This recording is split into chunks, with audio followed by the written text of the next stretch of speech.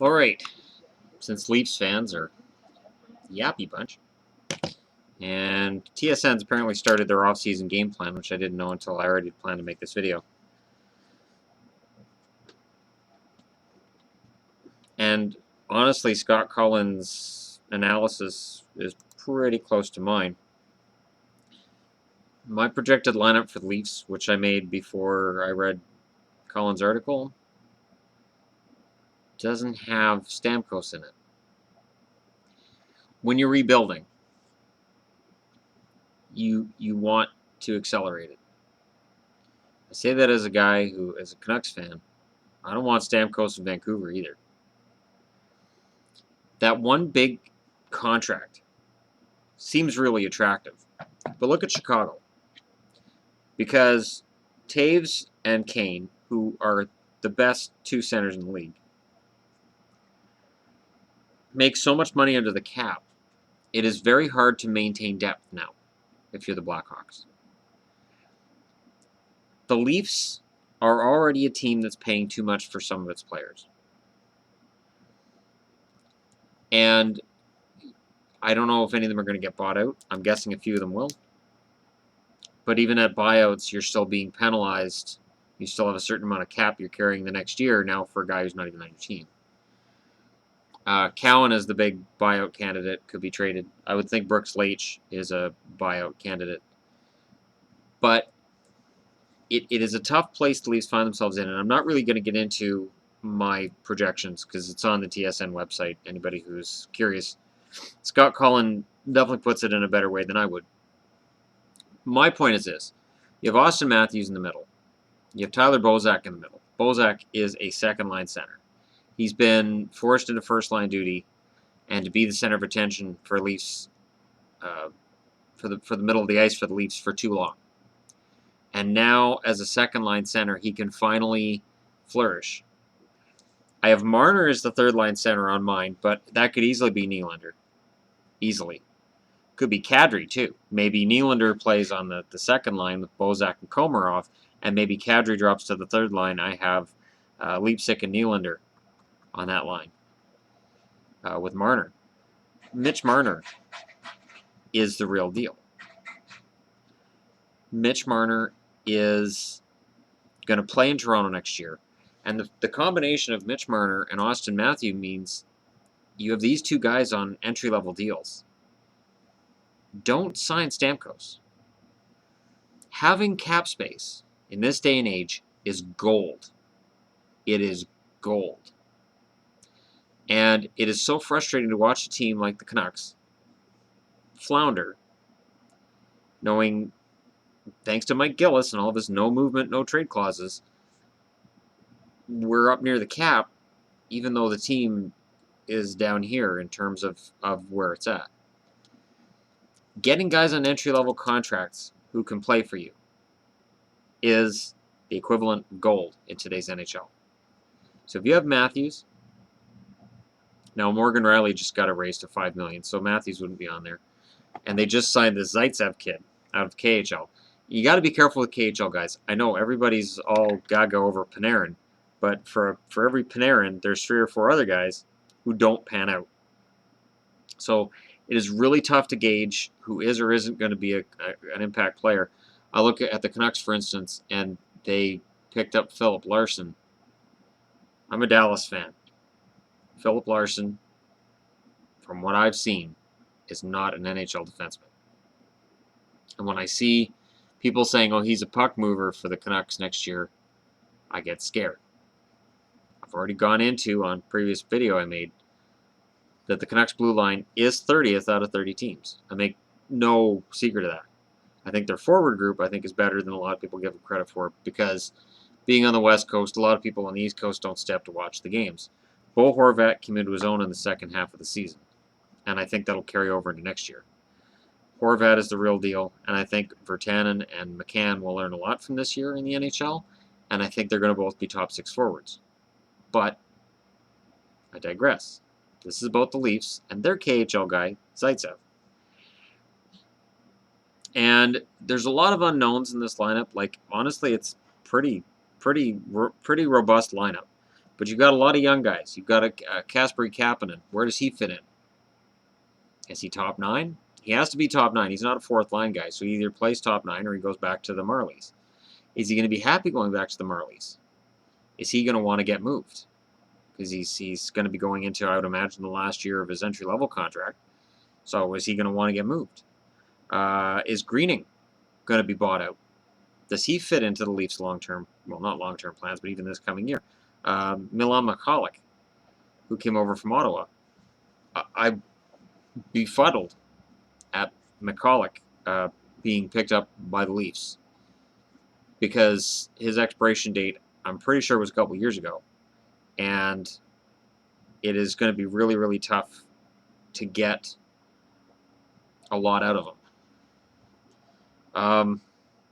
And I mean, the first line is JVR, Matthews, and Lupul, which is a good first line, depending on Lupul's health, agreed. And then there's Soshnikov's in there, Hyman's in there, Freeze is in there wherever he ends up. Gauthier, is Frederic Gauthier going to come up and play for them? And that's not a bad forward group. I don't think it's playoff caliber because Marner and Matthews will be in their first year and they're going to have a lot of learning experiences that won't be of the victorious variety.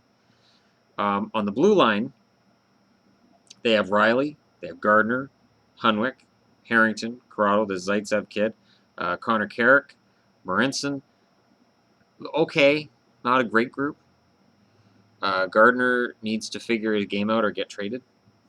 He could definitely benefit from a trade, I would think.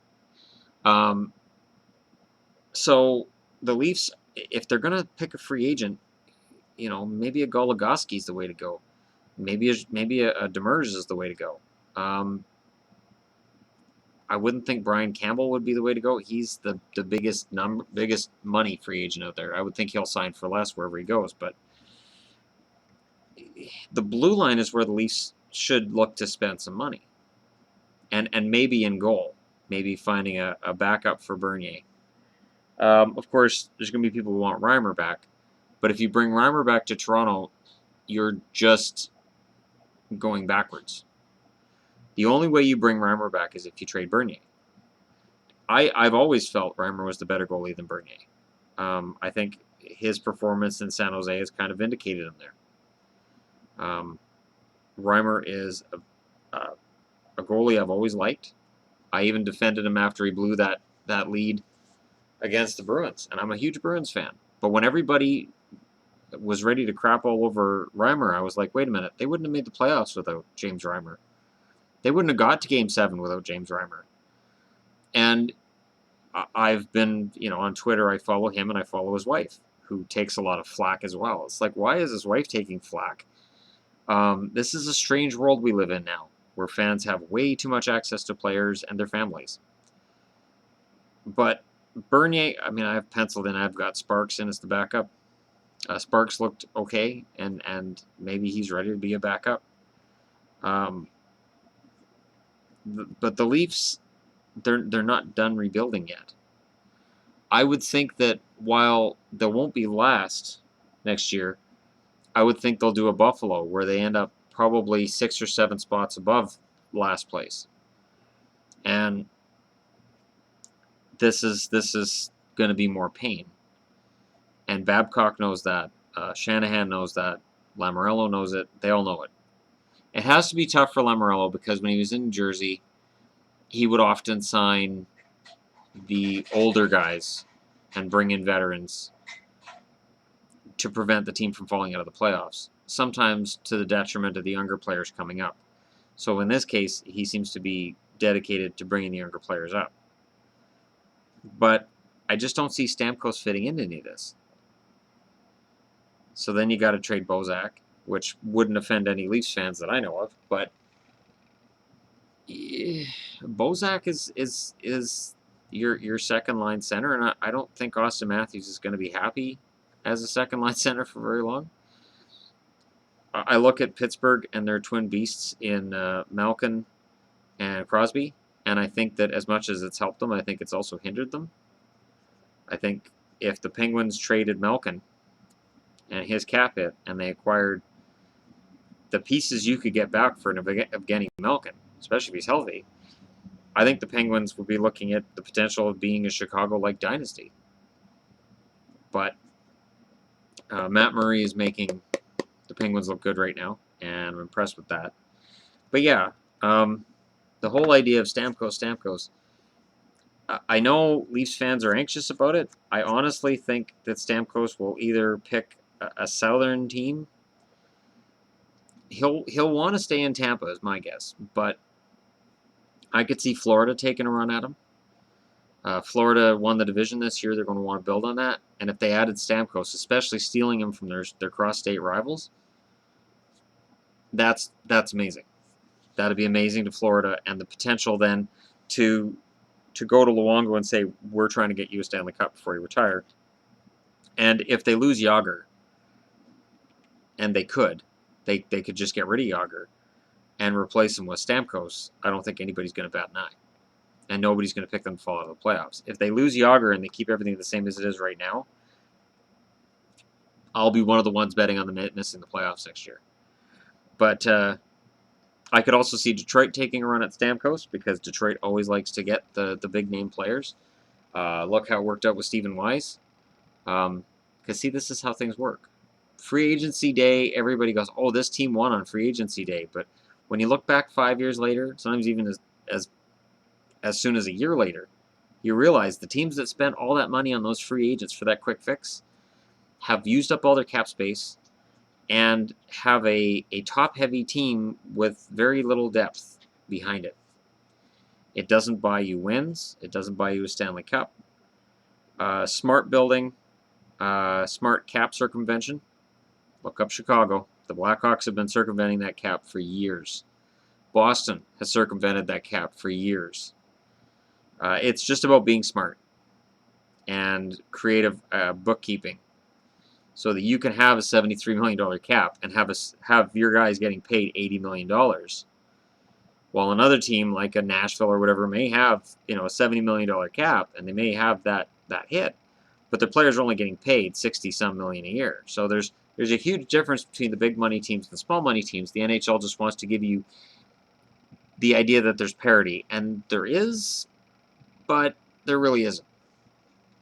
And the Leafs could definitely circumvent the cap, and Leafs fans pay a lot of money for tickets, and they've spent a lot of years supporting a team that's been pretty bad. And I've picked up a lot of Leafs jerseys around here because they've always been on sale. And for whatever reason, it is a sharp jersey. I will say that in terms of the looks of it is a sharp shirt, and I don't even like this logo. This is my least favorite. I much prefer the old-fashioned leaf. I'm glad they're doing a variation of that. Like this type of leaf, I think looks way better than this. This is the Harold Ballard leaf, but I think the Leafs will miss the playoffs next year, and then the year after you can start talking about making the playoffs and potentially being a contender. And I'll get into the other Canadian teams too. But it is tricky in terms of expecting too much too soon. And you can have a team like what Calgary did last year, where all these young guys gel and you make the playoffs, but then that fallback happens. Happened in Colorado too a couple years ago. I think to some extent that happened with Winnipeg this year, where they took that jump and then they took the step back. I also think that in terms of Winnipeg, I have questions in my brain about the management team there and whether or not they will always be the Thrashers. So there's that. So hopefully I'm wrong. Hopefully the Jets eventually put it together. But it is a strange time when all of the teams in Canada are basically terrible. And we're watching playoffs where it's all American teams. It's almost depressing. Kind of, sort of. So, yeah. I guess that's about it. I'm looking at this, and honestly, the Leafs lineup next year, winning the draft lottery with Matthews, that's your big acquisition. That's the big one right there. And Mitch Marner coming up is your other big acquisition. It totally solves center depth. It solves forward depth. And like I said, because they're on entry-level deals, you've got cap space all over the place, and you can sign a guy like a Goligoski on the blue line. You can shore up your blue line with free agents, and you can knock on the door of the playoffs even if you don't necessarily make it. Just showing that they're taking steps in that direction would be huge. So I don't hate the Leafs particularly. I just when that draft lottery, when that Leafs card got turned over, all I saw in my head was the next 5 months on TSN and Sportsnet. It's just going to be Leafs, Leafs, Leafs, Leafs, Leafs, Leafs, Matthews, Matthews. What did Matthews have for breakfast this morning? Well, I heard Matthews had bacon and eggs. You know what? All Leafs prospects, big bacon and egg eaters. Let's go to Tim and Sid about that. Like, it's just, this is where I think it's going to go. I think it's going to drive myself and a lot of other people crazy. I'm trying to think, have I ever cheered for the Leafs in the playoffs? Yes. 93, I cheered for them to knock out the LA Kings. I did not want Gretzky getting back to the Stanley Cup. I wanted a Toronto-Montreal final, and then it didn't happen. I was never a big Doug Gilmour fan. I always thought he was mildly overrated. And there were a lot of other underlying things. There were a lot of rumors. I'll put it that way. I'm not going to say what the rumors were, but there was a lot of things about Doug Gilmour that just made the circles. There's so many nasty rumors with NHL fans that get thrown around. When a guy gets traded all of a sudden, and then the rumors come out of, oh, well, I heard he likes to drink quite a bit and he's partying all the time. And then eventually either that's ignored or it's proven somewhere down the road that the rumors are right. But yeah, that's as far as I'll go with that. Because I don't have any ill will towards any certain player or any team. The teams I cheer for or cheer against can change depending on which players are where. And the only thing that stays consistent is I will always cheer for Vancouver. I will always cheer for Boston. I will always cheer for Dallas. If your team is up against one of those three teams, I won't be cheering for them. In terms of my all-time favorites, when Vancouver played Boston, I realized I was more of a Canucks fan than the Bruins fan. When the Bruins won the Cup, I was genuinely upset as a Canucks fan, more than I was happy as a Bruins fan. Dallas, again, when the Canucks beat Dallas in the playoffs, I was very happy about Vancouver winning, and I was not upset that Dallas lost. Dallas and Boston never played in the playoffs. I would think I'd pull for Boston over Dallas. But I really get into Boston games. I really do. I really enjoy watching Bruins games. I do. And I remember my dad complaining all the time, it's not even a Canadian team. I'm like, so what? They got Cam Neely. Cam Neely's from down the street. Like, it's, it's BC, so it's all down the street. It's all relative. They're Canadian players on American teams anyway, so it's fine. Unless I have some emotional investment, or unless I have a family member that plays for another team, I don't see any reason that I have to give them my undying loyalty. Unless it's Vancouver, Boston, and Dallas. And I've got that new Avalanche jersey. They keep wearing that. I'll cheer for that. That's a fantastic Rockies throwback.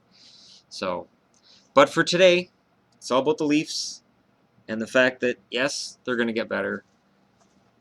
But if you sign Stamkos, you might win a few more games. But, man, if he's, $9.5 million a year, and he's going to have to be at least $9 or $9.5 million a year, that could really weigh on you a few years down the road when guys like Matthews and Marner are wanting to re-up and their contracts are big, and you're already paying this guy who's in his early 30s now. You're paying him $9.5 million. Because, yeah, Stamkos is going to want a 7 or 8 year contract. He is going to want to spend the rest of his career with one city. Hello?